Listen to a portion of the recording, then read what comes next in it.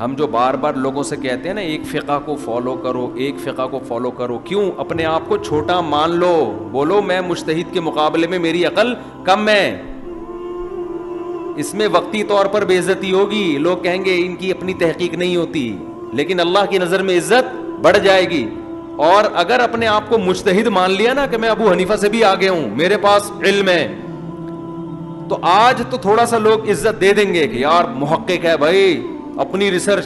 کل الٹا لٹکا ہوا ہوگا قیامت کے دن، کیونکہ اتنی بڑی بڑی مسٹیک کرتے ہیں. آج فجر میں ملاقات ہوئی نا کہ اہل حدیث دوست آئے ہوئے تھے، بڑی گپ شپ ہے ان سے، تو کہنے میں آپ کی بڑی عزت کرتا ہوں، میرے بڑے بیان بھی سنتے ہیں، عزت کرتا ہوں اور بہت اچھے ہیں آپ، بہت ماشاء اللہ ماشاء اللہ، بس تقلید کے مسئلے میں تھوڑا سا آپ سے مجھے اختلاف ہے. حالانکہ نوجوان لڑکا تھا. میں نے کہا تمہاری کیا تحقیق یار، تم اپنی عمر تو دیکھو. پھر کچھ مسائل پر گپ شپ شروع ہو گئی.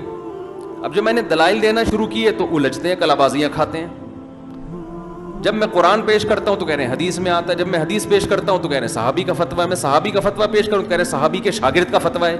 بھائی کسی ایک جگہ تو ٹکو، تم جہاں خواہش مل رہی ہے وہاں کلابازیاں کھا رہے ہیں آپ. تو میں نے کہا اب سے اب تمہارا یہ حال ہے، اب تمہارا یہ حال ہے، جہاں اپنے خلاف دلیل جائے گی فوراً پینترا بدل کے ادھر ٹن مارا آپ نے. مقلد کہہ سکتا ہے کہ اللہ اتنے بڑے مجتہد کی رائے تھی، قرآن و حدیث وہ ہم سے زیادہ جانتے تھے، یہ بچ سکتا ہے. اور اگر آپ نے تحقیق کرنی ہے نا تو پھر پورے گھس کے تحقیق کرو، کلابازیاں مت کھاؤ، مت کھاؤ پھر کلابازیاں. تو کلابازیاں کھا رہے ہیں، کبھی ادھر جا رہے ہیں، کبھی ادھر گھوم رہے ہیں، کبھی ادھر پلٹ رہے ہیں، کبھی ادھر پلٹ رہے ہیں. خواہشات کا غلام. میں نے ان سے کہا کہ صدقہ جو ہم دیتے ہیں، یہ جو صدقہ فطر دیتے ہیں، میں نے بہت ساری مثالیں دی، ابھی میں پوری وہ میرا یہ سارا رہ جائے گا، یہ جو درس چل رہا ہے نا یہ رہ جائے گا. پھر میں نے ایک مثال دی ان کو، یہ ایک مثال آپ کو دے رہا ہوں. میں نے کہا یہ جو آپ صدقہ فطر دیتے ہو، حدیث میں تو ہے کہ آٹا، کھجور اور جو، آپ پیسے کیوں دے رہے ہو؟ کوئی ایک حدیث ہے جس میں پیسے دینے کا تذکرہ ہے؟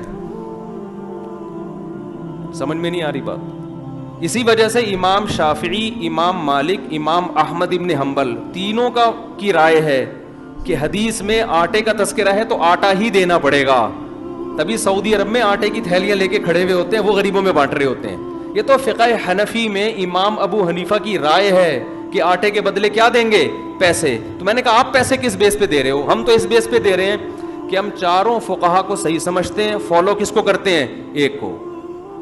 ہم کہتے ہیں یار ان کی رائے ہماری رائے پر سے زیادہ اچھی ہے، تو ہم انتظامی طور پر ایک کو ہم فالو کر رہے ہیں. ہمارے پاس جواب آسان ہے، یار وہ بھی ٹھیک ہے لیکن ہم نے فالو ایک کو کرنا ہے. جب چاروں ٹھیک ہے تو کسی کو، پھر ہم جس ایک کو فالو کر رہے ہیں وہ ہمارے خلاف جائے یا ہمارے حق میں جائے، پھر ہم یہ نہیں دیکھتے. لیکن آپ کس بیس پہ کہہ رہے ہو؟ کوئی بیس نہیں ہے. کہہ رہے نہیں ہم ادھر، تو کلابازیاں نہیں کھاؤ آپ.